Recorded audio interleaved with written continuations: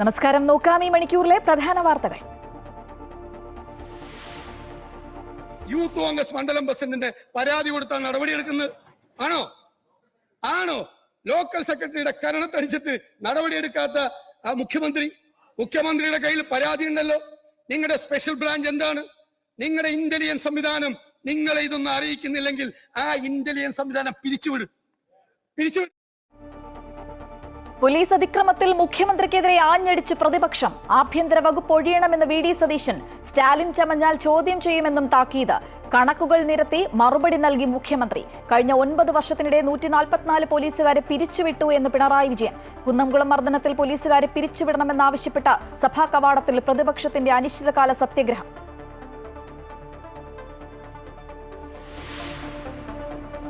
PG custody മർദ്ദനത്തിൽ നടപടി. SHO PM രതീഷിന് suspension. നടപടിയെടുത്ത ദക്ഷിണ മേഖല IG. ആലപ്പുഴ ഡിവൈഎസ്പി MR മധുബാബുവിന് പോലീസ് മേധാവിയുടെ പ്രശംസാപത്രം. അഭിനന്ദനം. കുറുവാ സംഘത്തെ പിടികൂടി കേരളത്തിലെത്തിക്കാൻ പ്രവർത്തിച്ചതിന്. കുന്നംകുളം കസ്റ്റഡി മർദ്ദനത്തെ ന്യായീകരിച്ചു CPM തൃശൂർ ജില്ലാ സെക്രട്ടറി.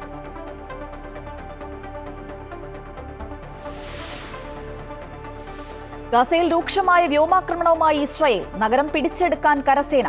ഗ്രൗണ്ട് ഓപ്പറേഷൻ തുടങ്ങിയതായി സേന. ഇന്നു മാത്രം കൊല്ലപ്പെട്ടത് 60-ലേറെ പേർ. ജനങ്ങൾ പലായനം ചെയ്യുന്നു.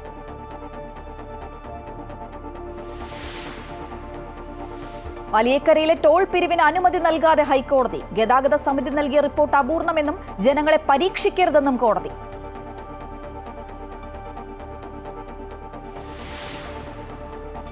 KT ജലീലിനെതിരെ നിർണായക രേഖകൾ പുറത്തുവിട്ട് PK ഫിറോസ്. മലയാളം സർവകലാശാല ഭൂമി ഏറ്റെടുക്കലിന് 2016 പ്രപ്പോസൽ നൽകിയതായി LDF ഭരണകാലത്തെന്ന് ഫിറോസ്.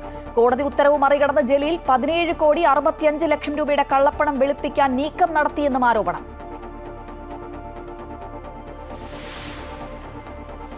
ഇന്ത്യ പാക് ഹസ്തദാന വിവാദത്തിൽ മാച്ച് റഫറിയെ മാറ്റണമെന്ന പാകിസ്ഥാന്റെ ആവശ്യം തള്ളി ICC. മത്സരം ബഹിഷ്കരിക്കുമെന്ന ഭീഷണിയുമായി പാകിസ്ഥാൻ. ഫൈനൽ വിജയിച്ചാൽ ഏഷ്യൻ ക്രിക്കറ്റ് കൗൺസിൽ പ്രസിഡന്റും പാക് ക്രിക്കറ്റ് ബോർഡ് അധ്യക്ഷനുമായ മൊഹ്സിൻ നഖ്വിയിൽ നിന്ന് കിരീടം ഏറ്റുവാങ്ങില്ല എന്ന ഇന്ത്യ. പോലീസ് അതിക്രമത്തിൽ നിയമസഭയിൽ 2.5 മണിക്കൂർ ചൂടേറിയ ചർച്ച. മുഖ്യമന്ത്രി ആഭ്യന്തര വകുപ്പ് ഒഴിയണമെന്നും ഇത് സ്റ്റാലിന്റെ റഷ്യ അല്ല എന്നും പ്രതിപക്ഷം. UDF കാലത്തെ പോലീസ് മർദ്ദനങ്ങൾ ചൂണ്ടിക്കാട്ടി സർക്കാരിന്റെ പ്രതിരോധം. 2016 മുതൽ 9 വർഷത്തിനിടെ 144 പോലീസുകാരെ സർവീസിൽ നിന്ന് പിരിച്ചുവിട്ടു എന്നും മുഖ്യമന്ത്രി കണക്കുകൾ നിരത്തി വാദിച്ചു. കുറ്റക്കാരായ പോലീസുകാരെ സർവീസിൽ നിന്ന് പിരിച്ചുവിടുന്നതുവരെ സഭാ കവാടത്തിൽ പ്രതിപക്ഷ MLA-മാർ സത്യഗ്രഹം തുടങ്ങി. അതിന് മുഖ്യമന്ത്രി തയ്യാറാകാത്ത സാഹചര്യത്തിൽ ഞങ്ങൾ നേരത്തെ പ്രഖ്യാപിച്ചതുപോലെ ഈ സഭാ നടപടികൾ ബഹിഷ്കരിച്ച് ഞങ്ങൾ അനിശ്ചിതകാല സത്യാഗ്രഹം 2 MLA-മാരുടെ നേതൃത്വത്തിൽ ആരംഭിക്കുകയാണെന്ന കാര്യം അങ്ങേ അറിയിച്ചുകൊണ്ട് ഞങ്ങൾ ഈ സഭാ നടപടികൾ ബഹിഷ്കരിക്കുന്നു. ജോൺ അങ്ങയുടെ ഉപക്ഷേപം പ്രസ് ചെയ്യുന്നുണ്ടോ? ആണോ? ലോക്കൽ സെക്രട്ടറിയുടെ കരണത്തടിച്ചിട്ട് നടപടിയെടുക്കാത്ത ആ മുഖ്യമന്ത്രിയുടെ കയ്യിൽ പരാതി ഉണ്ടല്ലോ. നിങ്ങളുടെ സ്പെഷ്യൽ ബ്രാഞ്ച് എന്താണ്? നിങ്ങളുടെ ഇന്റലിജൻസ് സംവിധാനം നിങ്ങളെ ഇതൊന്നും അറിയിക്കുന്നില്ലെങ്കിൽ ആ ഇന്റലിജൻസ് സംവിധാനം പിരിച്ചുവിടത്. അല്ലെങ്കിൽ നിങ്ങൾ ഇതെല്ലാം അറിഞ്ഞുകൊണ്ടാണ് നിങ്ങൾ നടപടിയെടുക്കാതിരിക്കുന്നതെങ്കിൽ ബഹുമാനപ്പെട്ട മുഖ്യമന്ത്രി, ഞാൻ അങ്ങയോട് പറയുന്നു, അങ്ങ് ആഭ്യന്തര വകുപ്പിന്റെ ചുമതല ഒഴിഞ്ഞു പോകണം. ഇത് റഷ്യയിലെ സ്റ്റാലിന്റെ ഗുലാഗുകളെ കുറിച്ച് ഞങ്ങൾ വായിച്ചിട്ടുണ്ട്. രാഷ്ട്രീയ എതിരാളികളെയും ശത്രുക്കളെയും സംശയമുള്ളവരെയും കൊണ്ടുപോയി ഈ ഗുലാഗിൽ കൊണ്ടുപോയി കസ്റ്റോഡിയൽ ടോർച്ചറിന് വിധേയമാക്കിയ നിരവധി കഥകൾ പുറത്തു വന്നിട്ടുണ്ട്. ഇത് സ്റ്റാലിന്റെ റഷ്യയല്ല ബഹുമാനപ്പെട്ട മുഖ്യമന്ത്രി, ഇത് ജനാധിപത്യ കേരളമാണ്. നിങ്ങൾ കമ്മ്യൂണിസ്റ്റുകാരെ എത്ര ക്രൂരമായാണ് വേട്ടയാടിയിരുന്നത് എന്നത് ചരിത്ര വസ്തുതകളല്ലേ. അതൊക്കെ ചെയ്യാനുള്ള കരുത്ത് എങ്ങനെയാണ് കിട്ടിയത്? ചെയ്യുന്നവർക്ക് എല്ലാ സംരക്ഷണവും. സർ, ഒരു ഘട്ടത്തില് കമ്മ്യൂണിസ്റ്റുകാരെ വേട്ടയാടുന്നതിനായിട്ട് ഒരു കുറുവടിപ്പടക്ക് നേതൃത്വം കൊടുത്തു. ആ കുറുവടിപ്പടയും പോലീസും കൂടിയായിരുന്നു കമ്മ്യൂണിസ്റ്റുകാരെ തിരക്കി പോയിരുന്നത്. പോലീസ് കൂടെ ഉണ്ടാവും,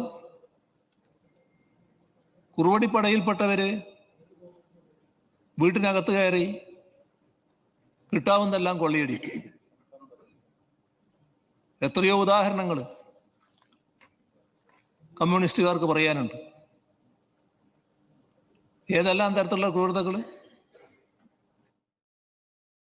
കേരളത്തിലെ പോലീസ് നല്ല രീതിയിൽ പ്രവർത്തിക്കുന്ന സംവിധാനമാണെന്ന് CPM general secretary MA baby.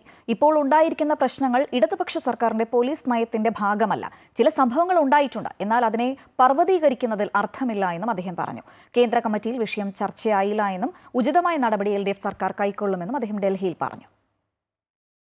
കേരളത്തിൽ CPM-ന്റെയും LDF-ന്റെയും കാഴ്ചപ്പാട് അനുസരിച്ചിട്ടാണ് പോലീസ് നീങ്ങിക്കൊണ്ടിരിക്കുന്നത്.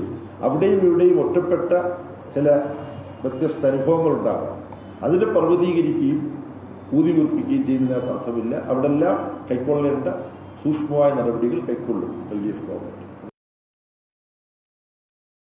PC കസ്റ്റഡി മർദ്ദനത്തിൽ നടപടിയുമായി പോലീസ്. SHO PM രതീഷിനെ സസ്പെൻഡ് ചെയ്തു. ദക്ഷിണ മേഖല IG ആണ് നടപടിയെടുത്തത്. ദേവിക ചന്ദ്രൻ ചേരുകയാണ്. ദേവിക, പോലീസ് മർദ്ദനത്തിൽ മുഖ്യമന്ത്രി സഭയിൽ മറുപടി പറഞ്ഞ മണിക്കൂറുകൾക്കുള്ളിലാണ് ഇപ്പോൾ ഈ ഒരു സസ്പെൻഷൻ നടപടി ഉണ്ടായിരിക്കുന്നത്. എന്തൊക്കെയാണ് കൂടുതൽ വിവരങ്ങൾ? അതുതന്നെയാണ് ശ്രീജ. ഈ PTയിൽ ഹോട്ടൽ ജീവനക്കാരെ മർദ്ദിച്ച സംഭവത്തിൽ നിലവിലെ കടവന്ത്ര SHO ആയിരിക്കുന്ന PM രതീഷിനെയാണ് ഇത്തരത്തിൽ ഒരു നടപടി സ്വീകരിച്ചിരിക്കുന്നത്. ദക്ഷിണ മേഖല IG ആയിട്ടുള്ള ശ്യാം സുന്ദറാണ് ഈ രതീഷിനെ സസ്പെൻഡ് ചെയ്ത് ഉത്തരവിറക്കിയത്. PCSI ആയിരിക്കുമ്പോഴാണ് ഇത്തരത്തിലൊരു സംഭവം നടക്കുന്നത്. ഈ കേസിനാസ്പദമായ സംഭവം നടക്കുന്നത്. രതീഷ് ഈ ഹോട്ടൽ ജീവനക്കാരെ മർദ്ദിക്കുകയായിരുന്നു. ഈ വകുപ്പ് തല അന്വേഷണത്തിൽ കുറ്റക്കാരനാണെന്ന് കണ്ടെത്തിയതോടെയാണ് ഇത്തരത്തിൽ ഒരു നടപടിയിലേക്ക് ആഭ്യന്തര വകുപ്പ് കടക്കുന്നത്. ഈ സംഭവത്തിൽ നേരത്തെ ഈ രതീഷിന് കാരണം കാണിക്കൽ നോട്ടീസ് നൽകിയിരുന്നെങ്കിലും മറുപടി ലഭിച്ചിരുന്നില്ല. ആ സന്ദർഭത്തിലാണ് മറുപടി ലഭിക്കും വരെ കാത്തിരിക്കേണ്ടതില്ലെന്ന ആഭ്യന്തര വകുപ്പിന്റെ നിർദ്ദേശത്തെ തുടർന്ന് ഇത്തരത്തിലൊരു സസ്പെൻഷൻ എന്ന നടപടിയിലേക്ക് കടക്കുന്നത്. ഈ പോലീസ് മർദ്ദനത്തിൽ മുഖ്യമന്ത്രി നിയമസഭയിൽ മറുപടി പറഞ്ഞ മണിക്കൂറുകൾക്കുള്ളിലാണ് നടപടി എന്നത് ശ്രദ്ധേയമാണ്. 2023 ഈ കേസിനാസ്പദമായ സംഭവം നടക്കുന്നത്. ശ്രീരാം. ശരി ദേവിക. PC കസ്റ്റഡി മർദ്ദനത്തിൽ പോലീസ് നടപടി ഉണ്ടായിരിക്കുകയാണ്. SHO PM രതീഷിനെ സസ്പെൻഡ് ചെയ്തിരിക്കുന്നു. വിവരങ്ങളുമായി ഒപ്പം ചേരുകയായിരുന്നു ദേവിക ചന്ദ്രൻ. ആലപ്പുഴ DYSP MR മധുബാബുവിന് സംസ്ഥാന പോലീസ് മേധാവിയുടെ പ്രശംസാപത്രം. കുറുവ സംഘത്തെ പിടികൂടി കേരളത്തിലെത്തിക്കാൻ പ്രവർത്തിച്ചതിനാണ് പ്രശംസ. സംഘത്തിലെ 18 പോലീസ് ഉദ്യോഗസ്ഥർക്കാണ് അംഗീകാരം ലഭിച്ചത്. മണഞ്ചേരി പോലീസ് സ്റ്റേഷനുമായി ബന്ധപ്പെട്ട് പ്രവർത്തിച്ച പോലീസ് ഉദ്യോഗസ്ഥർക്ക് ഗുഡ് സർവീസ് എൻട്രിയും ലഭിച്ചു. മാസപ്പടി കേസ് ഹർജികൾ പരിഗണിക്കുന്നത് ഡൽഹി ഹൈക്കോടതി വീണ്ടും മാറ്റി. ഒക്ടോബർ 28, 29 തീയതികളിലേക്കാണ് വാദം കേൾക്കാൻ മാറ്റിയത്. ഉച്ചയ്ക്ക് 3:30 2 ദിവസം വാദം കേൾക്കും. കേസ് മാറ്റുന്നതിൽ SFIO ഡൽഹി ഹൈക്കോടതിയിൽ എതിർപ്പുന്നയിച്ചു. ഇടക്കാല ഉത്തരവുള്ളതിനാൽ CMRL കേസ് മാറ്റാൻ ശ്രമിക്കുകയാണെന്നും SFIO അറിയിച്ചു. എന്നാൽ കേസ് വാദിക്കാൻ എപ്പോഴും വേണമെങ്കിലും തയ്യാറാണെന്ന് CMRL വ്യക്തമാക്കി.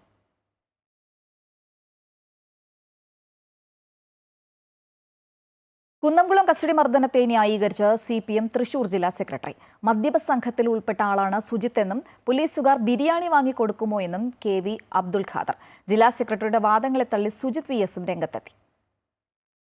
അറസ്റ്റ് ചെയ്ത് കൊണ്ടുപോകുന്നത് അവർ കൊണ്ടുപോയിട്ട് തടവി ബിരിയാണി മേടിച്ചു കൊടുക്കും എന്ന് വിചാരിക്കുന്നത് ശരിയാണോ എനിക്കറിയില്ല.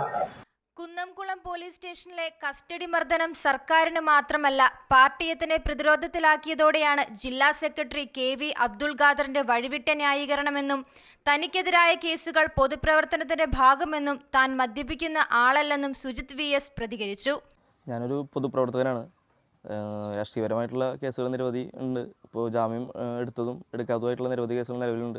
ക്ഷേത്രത്തിൽ പൂജാരിയാണ്. നമ്മൾ മദ്യപിക്കാറില്ല. കുട്ടികളെ സംബന്ധിച്ചിട്ട് മറ്റേ വാക്ക് തിരക്കുണ്ടായതിനുള്ള കാരണമാണ് ഞാൻ ഇടപെട്ട് സംസാരിക്കേണ്ടതായിട്ടുള്ളത്. KV അബ്ദുൽ ഖാദറിനെ പരിഹസിച്ച് DCC പ്രസിഡന്റ് ജോസഫ് ടാജറ്റും രംഗത്തെത്തി. താരതമ്യേന മാർക്സിസ്റ്റ് പാർട്ടിയിലെ സൗമ്യനായ നേതാവ് എന്നറിയപ്പെടുന്ന ശ്രീ KV അബ്ദുൽ ഖാദർ അദ്ദേഹം മുഖ്യമന്ത്രി പിണറായി വിജയനെ പഠിക്കാൻ തുടങ്ങിയിരിക്കുന്നു എന്നാണ് എനിക്കിതിനെക്കുറിച്ച് പറയാനുള്ളത്. മർദ്ദനത്തിന് നേതൃത്വം കൊടുത്ത പോലീസുകാരെ പിരിച്ചുവിടണമെന്നാവശ്യപ്പെട്ട മഹിളാ കോൺഗ്രസ് കുന്നംകുളം പോലീസ് സ്റ്റേഷനിലേക്ക് മാർച്ച് നടത്തി.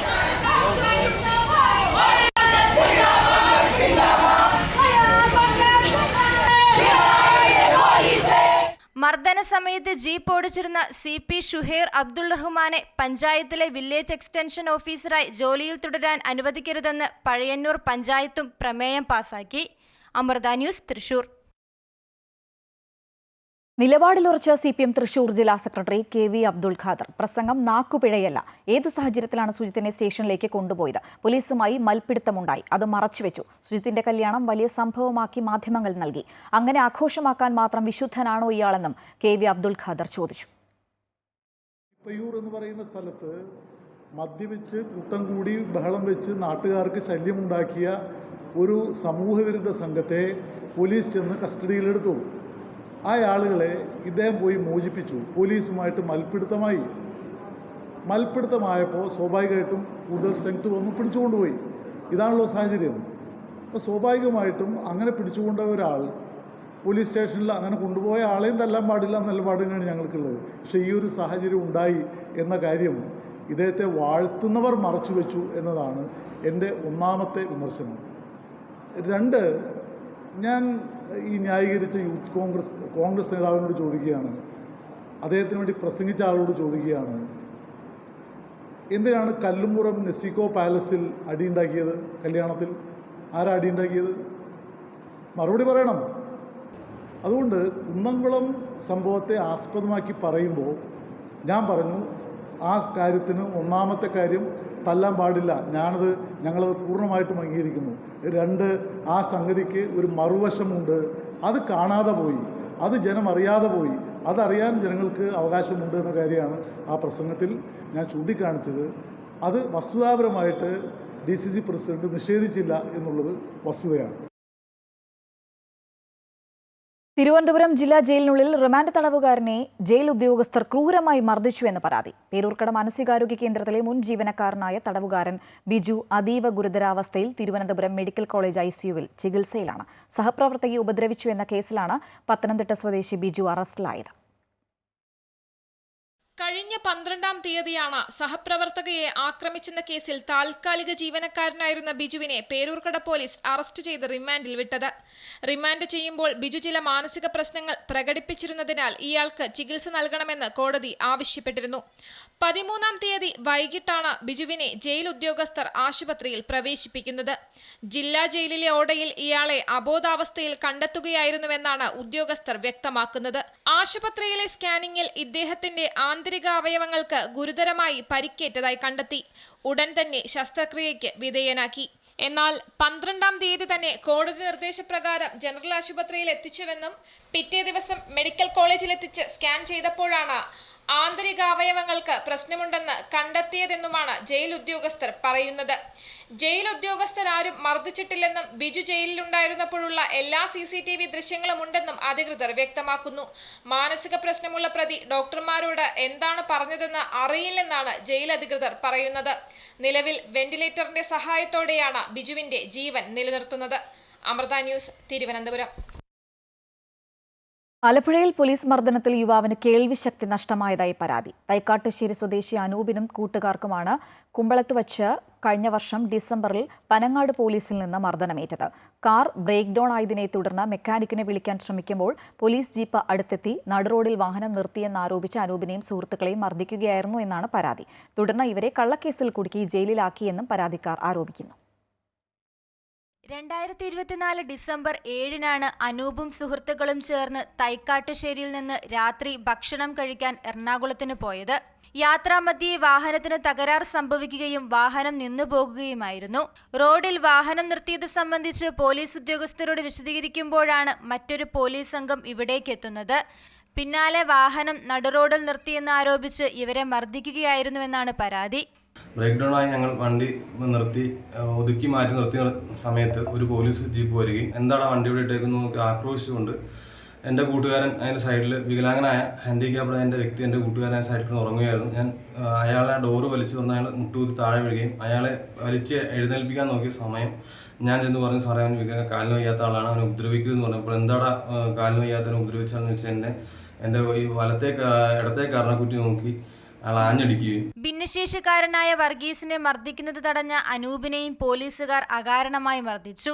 എൻ്റെ സുഹൃത്ത് വന്ന് എനിക്ക് കാലിന് വയ്യാത്തതാണെന്ന് പറഞ്ഞപ്പോൾ അവരെയും എന്നെയും അകാരണമായിട്ട് മർദ്ദിച്ചു. ഒരു പോലീസ് ഉദ്യോഗസ്ഥൻ എന്നെ ലാത്തി വെച്ച് നെഞ്ചത്തടിക്കുകയും ആ അടിയിൽ ഞാൻ മലനടിച്ച് നിലത്ത് വീഴുകയും ചെയ്തു. മർദ്ദനത്തിനിടയിൽ അനൂപ് കമ്മീഷണറുടെ സഹായം തേടിയതിനും വൈദ്യപരിശോധനയ്ക്കിടയിൽ മർദ്ദന വിവരം ഡോക്ടറോട് പറഞ്ഞതിനും പോലീസ് ഉദ്യോഗസ്ഥർ വീണ്ടും മർദ്ദിച്ചു. മർദ്ദനത്തിന് നേതൃത്വം കൊടുത്തത് ഗ്രേഡ് SI ഭരതൻ, പോലീസ് ബറ്റാലിയനിലുള്ള ജെറി, SI രാജേഷ് എന്നിവർ ചേർന്നാണ് എന്ന് പരാതിക്കാർ പറയുന്നു. പിന്നാലെ പോലീസിന്റെ കൃത്യനിർവഹണം തടസ്സപ്പെടുത്തിയെന്നും പോലീസിനെ ആക്രമിച്ചു എന്നും കാട്ടി കേസെടുക്കുകയും ചെയ്തു. ജാമ്യത്തിൽ ഇറങ്ങിയതിന് പിന്നാലെ നടത്തിയ പരിശോധനയിലാണ് മർദ്ദനം അനൂപിന്റെ കേൾവിശക്തിയെ ബാധിച്ചതായി കണ്ടെത്തിയത്.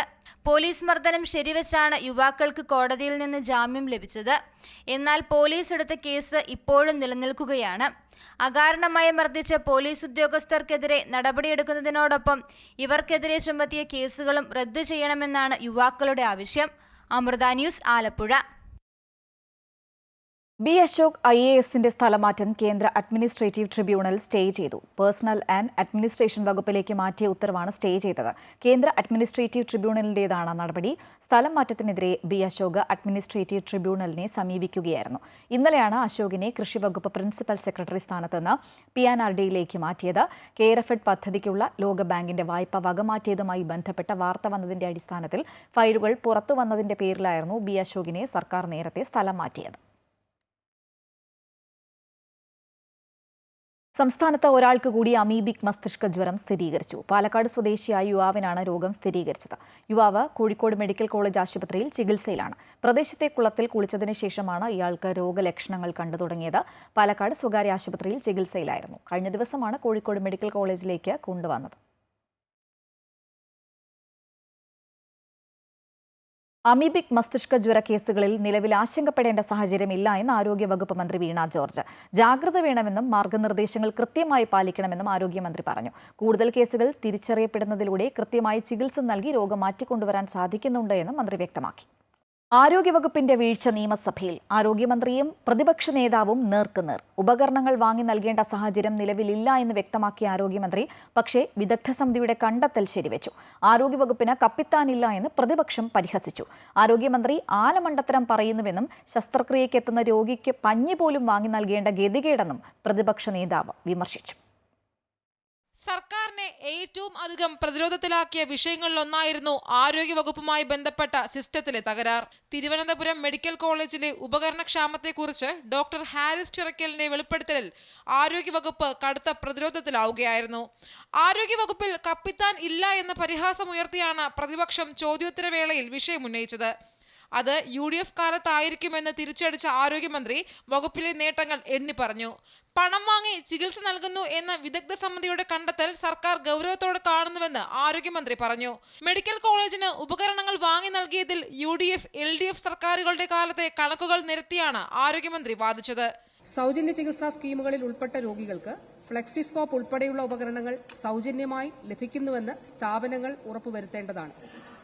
ഏതെങ്കിലും സ്ഥാപനമോ വകുപ്പോ ഇത്തരത്തിൽ സൗജന്യ ചികിത്സയ്ക്ക് അർഹരായ രോഗികളിൽ നിന്ന് പണം ഈടാക്കി ഉപകരണങ്ങൾ വാങ്ങുന്നുണ്ടെങ്കിൽ അത് സർക്കാർ നയത്തിന് വിരുദ്ധമാണ്. അത് സർക്കാർ ഗൗരവമായി കാണുന്നതാണ്.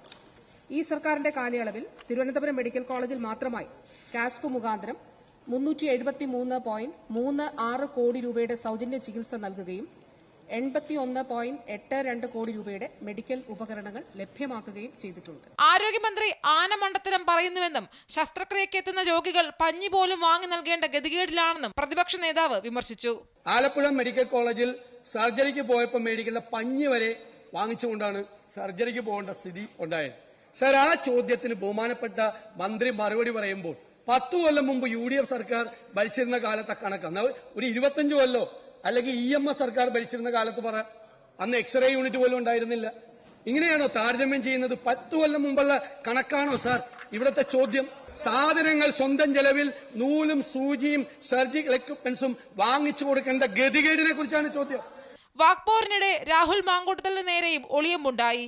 ഗർഭസ്ഥ ശിശുക്കളെ കൊല്ലാനല്ല ചേർത്ത് നിർത്താനാണ് സർക്കാർ ശ്രമിക്കുന്നത് എന്ന ആരോഗ്യമന്ത്രിയുടെ പരാമർശം കൈയടിച്ചാണ് ഭരണപക്ഷം പ്രോത്സാഹിപ്പിച്ചത്. അമൃത ന്യൂസ്, തിരുവനന്തപുരം. വലിയകരയിൽ ടോൾ പിരിവിന് ഇന്നും അനുമതി നൽകാതെ ഹൈക്കോടതി. ഇടക്കാല ഗതാഗത കമ്മിറ്റിയുടെ റിപ്പോർട്ട് അപൂർണമെന്ന് കോടതി ചൂണ്ടിക്കാട്ടി. ദേശീയപാതയിലെ പ്രശ്നം നിസ്സാരമായി കാണരുതെന്നും ജനങ്ങളെ പരീക്ഷിക്കരുതെന്നും കോടതി വ്യക്തമാക്കി. പുതിയ റിപ്പോർട്ട് സമർപ്പിക്കാൻ കളക്ടറോട് നിർദ്ദേശിച്ച കോടതി ഹർജി വ്യാഴാഴ്ചത്തേക്ക് മാറ്റി. ഗാസയിൽ രൂക്ഷമായ ഇസ്രായേൽ ആക്രമണം തുടരുന്നു. ശക്തമായ കരയാക്രമണമാണ് ഇസ്രായേൽ നടത്തുന്നത്. നഗരം പിടിച്ചെടുക്കാൻ ആണ് കരസേനയുടെ നീക്കം. ഗാസയിൽ ഗ്രൗണ്ട് ഓപ്പറേഷൻ തുടങ്ങിയതായി ഇസ്രായേൽ സേന വ്യക്തമാക്കി. ആക്രമണത്തിൽ 60-ലേറെ പേരാണ് ഇന്ന് കൊല്ലപ്പെട്ടത്. പ്രാണരക്ഷാർത്ഥം ജനങ്ങൾ പലായനം ചെയ്യുകയാണെന്ന് മാധ്യമങ്ങൾ റിപ്പോർട്ട് ചെയ്യുന്നു. കാസർഗോഡ് ഡേറ്റിംഗ് ആപ്പിലൂടെ 16-കാരനുമായി ബന്ധം സ്ഥാപിച്ച് പ്രകൃതി വിരുദ്ധ പീഡനം നടത്തിയ കേസിൽ AEO അടക്കം 9 പേരെ ചന്ദേര പോലീസ് അറസ്റ്റ് ചെയ്തു. ഇതിൽ ബേക്കൽ AEOയും പടന്ന സ്വദേശിയുമായി സൈനുദ്ദീൻ, അയൽവാസി റംസാൻ, കൊടക്കാട്ട് ചൂരിക്കോവൽ സ്വദേശി സുകേഷ്, വടക്കേക്കോവലിലെ റഹീസ് എന്നിവരെ അന്വേഷണ സംഘം കോടതിയിൽ ഹാജരാക്കി. ഹോസ്ദുർഗ് 1-ാം ക്ലാസ് കോടതി പ്രതികളെ 2 ആഴ്ചത്തേക്ക് റിമാൻഡ് ചെയ്തു. കേസിൽ നിലവിൽ 18 പ്രതികളുണ്ട് എന്നാണ് വിവരം. 16-കാരനെ പീഡിപ്പിച്ച ഒരാൾ വീട്ടിൽ കുട്ടിയുടെ അമ്മയെ കണ്ട ഉടൻ ഓടി രക്ഷപ്പെട്ടു. തുടർന്ന് പോലീസിൽ പരാതി നൽകി കുട്ടിയെ ചൈൽഡ് ലൈനിൽ ഹാജരാക്കി ചോദ്യം ചെയ്തപ്പോഴാണ് പീഡന വിവരം പുറത്തുവന്നത്. കുട്ടിയെ പ്രകൃതി വിരുദ്ധ പീഡനത്തിന് ഇരയാക്കിയ സംഭവത്തിൽ കണ്ണൂർ, റൂറൽ, കോഴിക്കോട്, എറണാകുളം എന്നിവിടങ്ങളിലും പോലീസ് കേസ് രജിസ്റ്റർ ചെയ്തിട്ടുണ്ട്.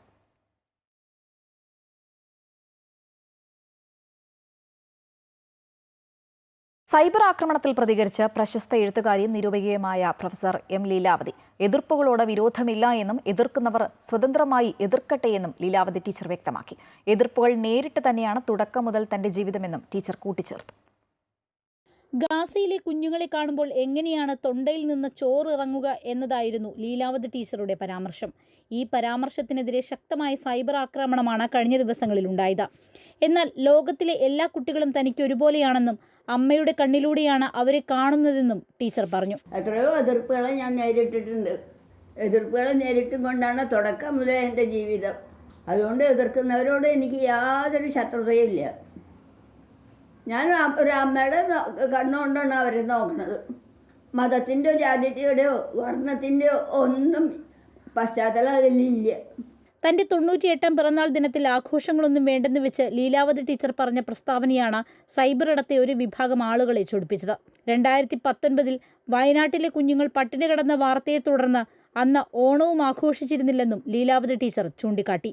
അപ്പോൾ എൻ്റെ നാട്ടിലെ കുട്ടികളായാലും ശരി, വേറെ ഏത് നാട്ടിലെ കുട്ടികളായാലും ശരി, എൻ്റെ കണ്ണിലെ കുട്ടികൾ മാത്രമാണ്. വയസ്സാവണത് അങ്ങനെ ആഘോഷിക്കേണ്ട ഒരു കാര്യമാണെന്ന് എനിക്കൊരു തോന്നലുമില്ല. അതിന് വേണ്ടത് അനുശോചനമാണ്. ടീച്ചർക്കെതിരായ സൈബർ ആക്രമണം കേരളത്തിന്റെ എല്ലാ നന്മകളെയും ചോദ്യം ചെയ്യുന്നതാണെന്ന് വിദ്യാഭ്യാസ മന്ത്രി V. ശിവൻകുട്ടി പ്രതികരിച്ചു. സൈബർ ആക്രമണത്തിനെതിരെ സാംസ്കാരിക കേരളം ഒറ്റക്കെട്ടായി പ്രതികരിക്കണമെന്നും അദ്ദേഹം പറഞ്ഞു. അമൃത ന്യൂസ്, കൊച്ചി. റാപ്പർ വേടനെതിരായ ആരോപണങ്ങളിൽ ഗൂഢാലോചനയുണ്ട് എന്ന കുടുംബത്തിന്റെ പരാതിയിൽ അന്വേഷണം നടത്തുമെന്ന് Kochi city police commissioner Putta Vimaladitya. പരാതി തൃക്കാക്കര ACPക്ക് കൈമാറിയിട്ടുണ്ട്. വേടനെതിരെയുള്ള ബലാത്സംഗ കേസിലെ വിവരങ്ങൾക്കൊപ്പം ഗൂഢാലോചനയും പരിശോധിക്കും. വേടന്റെ സഹോദരൻ നൽകിയ പരാതിയിലാണ് അന്വേഷണം. പരാതി നമ്മൾ ACP തൃക്കാക്കരക്ക് അയച്ചിട്ടുണ്ട്. ആവശ്യമുള്ള നടപടി എടുക്കാൻ പറഞ്ഞിട്ടുണ്ട്. കേസിൻ്റെ അന്വേഷണം ചെയ്യുന്ന സമയത്ത് ഇതിനകത്ത് പറഞ്ഞ കാര്യങ്ങൾ കൂടെ നമ്മൾ മനസ്സിലാക്കിയിട്ട് അത് കാര്യമായ രീതിയിൽ കണക്കിലെടുത്തിട്ട് അന്വേഷണം നടത്തണമെന്നതാണ് പറഞ്ഞത്. നമ്മൾ സെപ്പറേറ്റ് ആയിട്ടുള്ള എൻക്വയറി നടത്തും. പക്ഷേ ഈ അന്വേഷണത്തിൽ ഇതിനകത്ത് പരാമർശിച്ചിട്ടുള്ള കാര്യങ്ങൾ കൂടെ കണക്കിലെടുത്തിട്ട് നമ്മൾ അന്വേഷണം നടത്തും. സംസ്ഥാനത്ത് സ്വർണ്ണവില സർവ്വകാല റെക്കോർഡിൽ. ഗ്രാമിന് 80 രൂപ ഇന്ന് കൂടി 10,260 രൂപയാണ് വില. പവന് ഇന്ന് 480 രൂപയാണ് വർദ്ധിച്ചത്. ഒരു പവൻ 22 ക്യാരറ്റ് സ്വർണത്തിന്റെ വിപണി വില 82,080 രൂപയാണ്. GSTയും പണിക്കൂലിയും ഹോൾമാർക്ക് ഫീസും അടക്കം ഏറ്റവും കുറഞ്ഞത് ഒരു പവൻ ആഭരണത്തിന് 91,000 രൂപയ്ക്ക് മുകളിൽ നൽകണം. ഉയർന്ന സ്വർണ്ണവില ആശങ്ക ഉണ്ടാക്കുന്നുണ്ടെങ്കിലും നിക്ഷേപമായി കാണുന്നവർക്ക് ആശ്വാസമാണ്. കോൺഗ്രസ് നേതൃത്വത്തിനെതിരെ വയനാട് മുൻ DCC ട്രഷറർ NM വിജയന്റെ കുടുംബം രംഗത്ത്. കോൺഗ്രസ് വഞ്ചിച്ചു എന്നാരോപിച്ച് വയനാട് DCC ഓഫീസിന് മുന്നിൽ ഒക്ടോബർ 2-ന് നിരാഹാരമിരിക്കുമെന്ന് NM വിജയന്റെ മരുമകൾ പത്മജ വ്യക്തമാക്കി. ബാധ്യത തീർക്കാൻ ഈ മാസം അവസാനം വരെ സമയം നൽകുന്നുവെന്ന് പത്മജ അമൃത വാർത്തകളോട് പറഞ്ഞു. രതീഷ് തയ്യാറാക്കിയ റിപ്പോർട്ടിലേക്ക്. കോൺഗ്രസിന്റെ ബാങ്ക് നിയമന കോഴയിൽ തുടർന്ന് കടബാധ്യതയെ തുടർന്ന് ആത്മഹത്യ ചെയ്ത NM വിജയന്റെ കുടുംബം വീണ്ടും സമരരംഗത്തേക്ക് ഇറങ്ങുകയാണ്. ഈ KPCC കോൺഗ്രസ് നൽകിയ ഉറപ്പുകൾ പാലിക്കാത്ത ഒരു ഘട്ടത്തിലാണ് അവർ വീണ്ടും ഒക്ടോബർ 2-ന് DCC ഓഫീസിന് മുന്നിൽ നിരാഹാര സമരം ഇരിക്കാനാണ് തീരുമാനിച്ചിരിക്കുന്നത്. മരുമകൾ NM വിജയന്റെ മരുമകൾ പത്മജ നമ്മോടൊപ്പം ചേരുകയാണ്. ഏതരത്തിലാണ് ഈ കോൺഗ്രസിന്റെ വാക്കുകളൊക്കെ ലംഘിക്കപ്പെടുന്ന ഒരു സാഹചര്യത്തിലാണോ ഇത്തരത്തിലൊരു DCCക്ക് മുന്നിൽ ഒരു സമരം പ്രഖ്യാപിച്ചിരിക്കുന്നത്? അത്രയും പ്രശ്നങ്ങൾ സാഹചര്യങ്ങളിൽ ഞങ്ങൾ കടന്നുപോയ സമയത്തും ഈ IC ബാലകൃഷ്ണനും ഇന്ത്യൻ നാഷണൽ കോൺഗ്രസിനും ഇതൊരു വെല്ലുവിളിയായി എന്ന് മാറിയ സമയത്താണ് ഉപസമിതി രൂപീകരിച്ച് ഉപസമിതിയിൽ വന്ന് അത്രയും കോൺഗ്രസിലെ പ്രധാനപ്പെട്ട നേതാക്കന്മാർ നമ്മുടെ വീട്ടിൽ വന്ന് തന്ന ഉറപ്പ് നിങ്ങളെല്ലാവരും കണ്ടതാണ്. ആ ഉറപ്പ് പാലിക്കപ്പെട്ടില്ല എന്ന് മാത്രമല്ല, അവർ ഏകപക്ഷീയമായിട്ട് അവർ പെട്ടെന്ന് ഞങ്ങളെ മാത്രം വിളിച്ചു നിർത്തി മീഡിയനോടൊന്നും ഇത് ഷെയർ ചെയ്യരുതെന്നും പറഞ്ഞിട്ട് അവരത് ചുരുക്കി ആകെ 3 കാര്യങ്ങൾ അവരെന്നെ അങ്ങ് തീരുമാനിച്ചു. ആ 3 കാര്യങ്ങൾ ഞങ്ങൾക്ക് ഏറ്റവും പ്രധാനപ്പെട്ട ഞങ്ങളുടെ വീടാണ്. ആ ഞങ്ങളുടെ വീട് ഒരു മനുഷ്യന്റെ കിടപ്പാടമാണ്. ആ വീട് എന്തിനാണ് അച്ഛൻ വെച്ചിരിക്കുന്നത് എന്ന് അച്ഛന്റെ കത്തിൽ വ്യക്തമായിട്ട് പറഞ്ഞിട്ടുണ്ട്. ആ കത്തിന് ജെനുവിനാണ് എന്നാണല്ലോ KPCC അന്ന് ഉപസമിതി ഇവർക്ക് റിപ്പോർട്ട് കൊടുത്തതിന് അടിസ്ഥാനത്തിലാണല്ലോ ഈ അനിൽകുമാറിനെയും സിദ്ദീഖിനെയും നമ്മുടെ കാര്യങ്ങൾ നോക്കാൻ ഏൽപ്പിച്ചതുമെല്ലാം. പിന്നെ ഇന്നലെ ഇവർ പറഞ്ഞത് ഭയങ്കര വിഷമമുണ്ടാക്കി. ഇന്നലെ അവർ പറഞ്ഞ കാര്യങ്ങൾ നിങ്ങൾ കേട്ടതാണല്ലോ. വ്യവസായം തുടങ്ങാൻ വേണ്ടിയിട്ടാണ് എടുത്തത്, അതും പുതുക്കി എടുത്തുകൊണ്ടിരുന്നതാണ്. എനിക്കറിയില്ല, അർബൻ ബാങ്ക് എന്ന് പറഞ്ഞൊരു ബാങ്ക് സ്ഥാപനത്തിന് ഈ പുതുക്കൽ നിയമം ഉണ്ടോയെന്ന് എനിക്ക് അറിഞ്ഞുകൂടാ, എൻ്റെ അറിവിലില്ല. ഈ സമരം എന്താണ് പ്രഖ്യാപിക്കാനുള്ള ഒരു സാധ്യത? ഈ അഗ്രിമെന്റിൽ അവർ തീർത്തു തരാമെന്ന് പറഞ്ഞ കാര്യങ്ങൾ അവർ തീർത്തു തന്നേ പറ്റുള്ളൂ. അത് ഞങ്ങളുടെ ആവശ്യമാണ്. അവർ ചെയ്തു തരേണ്ട കാര്യമാണ്, അവരുടെ കടമയാണ്. കാരണം നിലവിൽ നിൽക്കുന്ന MLAക്ക് മറ്റുമായി അവർ ഉപയോഗിച്ചിരിക്കുന്ന പൈസയാണിത്. അപ്പം അതെടുത്തു തരേണ്ട ബാധ്യത അവർക്കുണ്ട്. അത് അവർ ഇന്നലത്തെ അവരുടെ ഒരു മീറ്റിങ്ങിന്റെ പുറത്ത് എനിക്ക് തോന്നുന്നു അവർ പറഞ്ഞിട്ടുണ്ടായിരുന്നല്ലോ, തരാൻ പറ്റില്ല എന്നല്ല, അനിൽകുമാറും സിദ്ദീഖും ഇടപെട്ടതുകൊണ്ടാണ് ബാങ്ക് ഇതിന് മുന്നിലൊന്നും പറയാണ്ടിരുന്നത്. പക്ഷെ ബാങ്കിനൊരു കാലതാമസമുണ്ട്, ബാങ്കിനൊരു പരിധി ഉണ്ടെന്ന് അവർ പറഞ്ഞിട്ടുണ്ടായിരുന്നു. അപ്പം അതിൽ അവർ പ്രത്യക്ഷത്തിൽ എന്താണ് ഉദ്ദേശിച്ചതെന്ന് എനിക്കറിയില്ല. പക്ഷെ അവരുടെ വാക്കിൽ എനിക്കൊരു ഇത് തോന്നിയിട്ടുണ്ടായിരുന്നു. 2-ാം തീയതി സമരം ഇരിക്കും, ഒക്ടോബർ 2-ന്. ഓക്കെ, ഏതായാലും തീർച്ചയായും ഇത്തരത്തിൽ കോൺഗ്രസിനെ വീണ്ടും പ്രതിക്കൂട്ടിലാക്കിക്കൊണ്ട് NM വിജയന്റെ കുടുംബം വീണ്ടും സമരം ആരംഭിക്കാൻ തീരുമാനിച്ചിരിക്കുകയാണ്. ഒക്ടോബർ 2-ന് ഗാന്ധി ജയന്തി ദിനത്തിൽ വയനാട് DCC ഓഫീസിന് മുന്നിലാണ് കുടുംബം നിരാഹാര സമരം ഇരിക്കുക. വയനാട്ടിൽ നിന്നും രതീഷ് കുഞ്ചത്തൂർ, അമൃത ന്യൂസ്. തിരുവനന്തപുരം മെഡിക്കൽ കോളേജിൽ വീണ്ടും ശസ്ത്രക്രിയ ഉപകരണങ്ങളുടെ ക്ഷാമം. ഹൃദയ ശസ്ത്രക്രിയയ്ക്കുള്ള ഉപകരണങ്ങളില്ല എന്ന് കാട്ടി വകുപ്പ് മേധാവി മെഡിക്കൽ കോളേജ് സൂപ്രണ്ടിന് കത്ത് നൽകി. ഉപകരണങ്ങളുടെ ക്ഷാമം ശസ്ത്രക്രിയ മുടങ്ങാൻ കാരണമായേക്കുമെന്നും കത്തിൽ പറയുന്നു. ഉപകരണങ്ങൾ വാങ്ങിയതിന്റെ കുടിശ്ശിക നൽകാതായതോടെ കമ്പനികൾ ഇവയുടെ വിതരണം നിർത്തിവെച്ചതാണ് നിലവിലെ പ്രതിസന്ധിക്ക് കാരണം. കൂടുതൽ വിവരങ്ങളുമായി രജിത്ത് ചേരുകയാണ്. രജിത്ത്, ഇന്ന് നിയമസഭയിൽ ആരോഗ്യവകുപ്പിനെതിരെ രൂക്ഷമായ ആരോപണങ്ങളാണ് പ്രതിപക്ഷം ഉന്നയിച്ചത്. ഉപകരണക്ഷാമം ഇല്ല എന്ന് ആരോഗ്യവകുപ്പ് മന്ത്രി ഇന്ന് പറയുകയുണ്ടായി. ഇപ്പോഴിതാ വീണ്ടും ശസ്ത്രക്രിയാ ഉപകരണക്ഷാമം നേരിട്ടിരിക്കുന്നു എന്നുള്ള വാർത്ത വരികയാണല്ലോ. എന്തൊക്കെയാണ് കൂടുതൽ വിവരങ്ങൾ? നെഫ്രോളജി വിഭാഗത്തിലെ ഉപകരണക്ഷാമം ഹാരിസ് ചിറക്കൽ ചൂണ്ടിക്കാണിച്ചതിന് തൊട്ടു പിന്നാലെയാണ് ഇപ്പോൾ നിയമസഭയിൽ അത്തരമൊരു പ്രതികരണം ആരോഗ്യവകുപ്പിന്റെ ഭാഗത്തുനിന്നും മന്ത്രിയുടെ ഭാഗത്തുനിന്നും ഉണ്ടായത്. എന്നാൽ ഇപ്പോൾ വീണ്ടും മെഡിക്കൽ കോളേജിൽ, തിരുവനന്തപുരം മെഡിക്കൽ കോളേജിൽ ശസ്ത്രക്രിയാ ഉപകരണങ്ങളുടെ പ്രതിസന്ധി ഉണ്ട് എന്ന് കാട്ടിക്കൊണ്ട് കാർഡിയോളജി വിഭാഗമാണ് മേധാവിയാണ് ഇപ്പോൾ സൂപ്രണ്ടിന്റെ കത്ത് നൽകിയിരിക്കുന്നത്. പ്രധാനമായും ചൂണ്ടിക്കാണിക്കുന്നത് 21 സർക്കാർ ആശുപത്രികളിൽ നിന്നായി 158 കോടി രൂപയുടെ കുടിശ്ശികയാണ് ഇപ്പോൾ ഈ 1-ാം തീയതി മുതൽ വിതരണ കമ്പനികൾ ഈ കുടിശ്ശിക ലഭിക്കാത്തത് മുതൽ ഇതിന്റെ വിതരണം നിർത്തിവെക്കുകയായിരുന്നു. അതുതന്നെയാണ് ഇപ്പോൾ ഏറ്റവും വലിയൊരു പ്രതിസന്ധിയായി മാറിയിരിക്കുന്നത്. ഇത്തരത്തിൽ ഉപകരണങ്ങൾ കമ്പനികൾ വിതരണം ചെയ്യാത്തത് ശസ്ത്രക്രിയകൾ മുടങ്ങുന്നതിന് കാരണമാകും എന്ന് ചൂണ്ടിക്കാണിച്ചുകൊണ്ടാണ് ഇപ്പോൾ കാർഡിയോളജി വിഭാഗ മേധാവി കത്ത് നൽകിയിട്ടുള്ളതും. 29,56 ലക്ഷം രൂപയാണ് ഇപ്പോൾ ഈ ഒരു ഉപകരണങ്ങൾ വാങ്ങിയ വകയിൽ തിരുവനന്തപുരം മെഡിക്കൽ കോളേജ് തന്നെ നൽകാനുള്ളത്. അത്തരത്തിൽ HLL നിന്നാണ് സാധാരണ ഉപകരണങ്ങൾ എത്തിക്കുന്നതിനുള്ള ശ്രമം നടത്തുന്നതായാണ് ഇപ്പോൾ സൂപ്രണ്ടിനെ അറിയിക്കുകയും ചെയ്തിരിക്കുന്നത്. നിലവിൽ 29,56 ലക്ഷം തിരുവനന്തപുരം മെഡിക്കൽ കോളേജ് മാത്രം ഇത്തരത്തിൽ തിരുവനന്തപുരം മെഡിക്കൽ കോളേജിലേക്ക് മാത്രം ഉപകരണങ്ങൾ എത്തിച്ച വകയിൽ കൊടുക്കാനുണ്ട്. അത് തന്നെയാണ് ഇപ്പോൾ ഒരു പ്രതിസന്ധിക്ക് വലിയ കാരണമായി വന്നിരിക്കുന്നത്. ആ പ്രതിസന്ധി ചൂണ്ടിക്കാണിച്ചുകൊണ്ടാണ് ഇപ്പോൾ മേധാവി സൂപ്രണ്ടിന് കത്ത് നൽകിയിട്ടുള്ളതും. ഇത് ഉപകരണങ്ങളുടെ ക്ഷാമം ഒരു പക്ഷേ ഹൃദയ ശസ്ത്രക്രിയകൾ അടക്കം മുടങ്ങുന്നതിന് കാരണമാകും എന്നാണ് ഈ കത്തിൽ പ്രധാനമായും പറഞ്ഞിട്ടുള്ളത്. ശരി രജിത്ത്, തിരുവനന്തപുരം മെഡിക്കൽ കോളേജിൽ വീണ്ടും ശസ്ത്രക്രിയ ഉപകരണങ്ങളുടെ ക്ഷാമം. വിവരങ്ങളുമായി ഒപ്പം ചേരുകയായിരുന്നു രജിത് കുമാർ. വന്യജീവികളുടെ ആക്രമണത്താൽ ജീവിതം മുന്നോട്ട് കൊണ്ടുപോകാനാകാതെ ബുദ്ധിമുട്ടുകയാണ് മലപ്പുറത്തെ മലയോര മേഖലയിലെ കർഷകർ. നിലമ്പൂർ, ഇടിവെണ്ണ, മൂലേപ്പാടം പ്രദേശത്ത് ഒരാഴ്ചയ്ക്കുള്ളിൽ 100-ലേറെ തെങ്ങുകളും 1500-ഓളം വാഴകളുമാണ് കാട്ടാനക്കൂട്ടം നശിപ്പിച്ചത്. പഞ്ചായത്തിലെ ഇടിവെണ്ണ മൂലേപ്പടം നിവാസികളാണ് കാട്ടാന ഭീതിയിൽ കഴിയുന്നത്. അധ്വാനിച്ചുണ്ടാക്കിയ കാർഷിക വിളകൾ കാട്ടാനകൾ നശിപ്പിക്കുന്നത് നിസ്സഹായരായി നോക്കി നിൽക്കേണ്ട അവസ്ഥയിലാണ് കർഷകർ. ഒരാഴ്ചയ്ക്കുള്ളിൽ 20ഓളം കർഷകരുടെ വിളകൾ കാട്ടാനകൾ നശിപ്പിച്ചു. വീടുകളും മതിലുകളും സോളാർ വൈദ്യുതി വേലികളുമെല്ലാം കാട്ടാനകളുടെ ആക്രമണത്തിൽ തകർന്നു. കല്ലുവെട്ടിപ്പറമ്പിൽ പത്മനാഭന്റെ കായ്ഫലമുള്ള 11 തെങ്ങുകളും 60ലേറെ വിളവെടുക്കാറായ വാഴകളും കാട്ടാന നശിപ്പിച്ചു. ഇടിവണ്ണ എച്ച് ബ്ലോക്ക് മുതൽ മൂലേപ്പാടം പാലം വരെ രാത്രിയായാൽ കാട്ടാനകളുടെ വിഹാര കേന്ദ്രമാണ്. കൃഷിക്ക് മാത്രമല്ല ജീവനും കാട്ടാനകൾ ഭീഷണി ഉയർത്തുകയാണ്.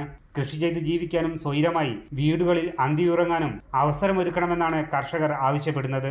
10 തെങ്ങ്, പിന്നെ ഒരു 50ഓളം വാഴകൾ, കുറച്ച് വാഴ, പിന്നെ അത് കഴിഞ്ഞ് ഒരു 2 ജാതി തൈ, 2 ജാതി, ഇതെല്ലാം നഷ്ടപ്പെട്ടു. ആന ഇറങ്ങി 2 ദിവസം ഇറങ്ങി. വന്യമൃഗശല്യം എന്ന് പറഞ്ഞാൽ പുറത്തിറങ്ങണ്ട. സന്ധി കഴിഞ്ഞാൽ റോഡേ പോകാൻ മേല.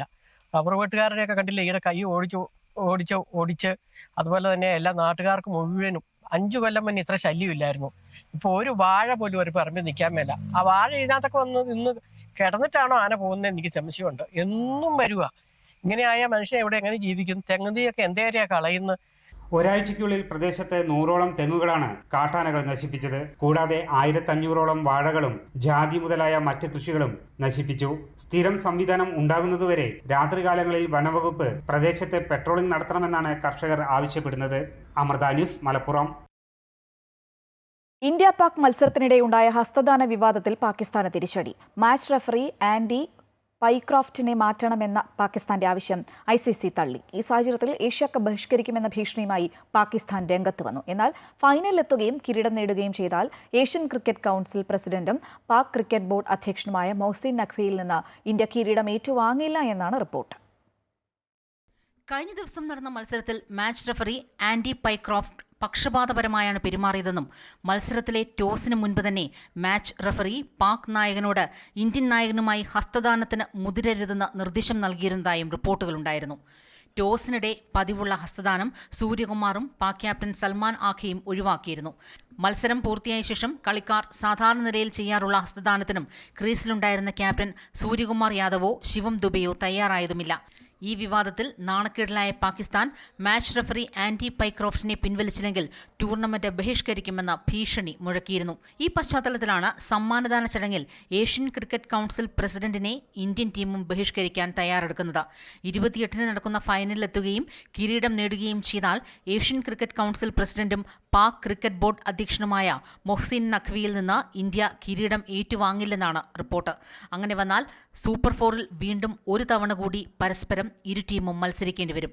സൂപ്പർ 4-ൽ മുന്നിലെത്തുന്ന 2 ടീമുകളാണ് ഫൈനലിലേക്ക് യോഗ്യത നേടുക. ഇന്ത്യയും പാകിസ്ഥാനും സൂപ്പർ 4-ൽ ആദ്യ 2 സ്ഥാനങ്ങളിലെത്തിയാൽ ഫൈനലിലും ഇരു ടീമും നേർക്കുനേർ വരും.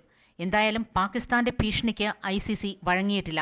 പാകിസ്ഥാന്റെ നാളത്തെ മത്സരത്തിലും പൈക്രോഫ്റ്റ് തന്നെ മാച്ച് റഫറിയാകും. ടൂർണമെന്റിൽ ഞായറാഴ്ച നടന്ന അഭിമാന പോരാട്ടത്തിൽ പാകിസ്ഥാനെ 7 വിക്കറ്റിന് തകർത്താണ് ഇന്ത്യ സൂപ്പർ 4 ഉറപ്പാക്കിയത്. News desk, Amrita TV.